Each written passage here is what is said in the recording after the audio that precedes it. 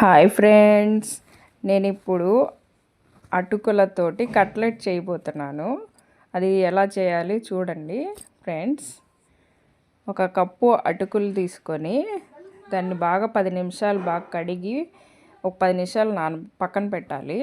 దాంట్లో ఉడికించిన బంగాళదుంపలు స్మాష్ చేసి మొత్తం మెత్తగా చేసి పెట్టుకోవాలి. ఉల్లిపాయలు, పచ్చిమిరపకాయలు, అల్లం ముక్కలు చిన్న చిన్నవి కట్ చేసుకొని దీంట్లో వేసుకోవాలి. తర్వాత తగినంత ఉప్పు, తగినంత కారం, గరం మసాలా, ధనియాల పొడి, కొంచెం కొత్తిమీర, ఒక కప్పు కార్న్ఫ్లోర్ అన్నీ వేసి ఒక సరిపడినంత ఉప్పు వేసుకొని బాగా మెత్తగా అయ్యేటట్టు కలుపుకోవాలి. చేతికి కొంచెం ఆయిల్ అప్లై చేసుకొని చిన్న చిన్న కట్లెట్స్ మనకి నచ్చిన షేపుల్లో మనం చేసుకోవచ్చు.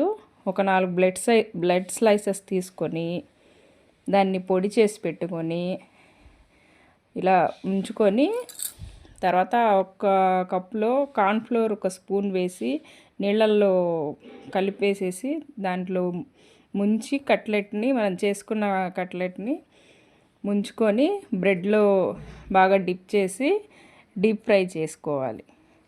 ఇలా చేసుకున్న తర్వాత పిల్లలకి ఎంతో ఇష్టమైన స్నాక్స్ అటుకుల కట్లెట్ రెడీ అవుతుంది.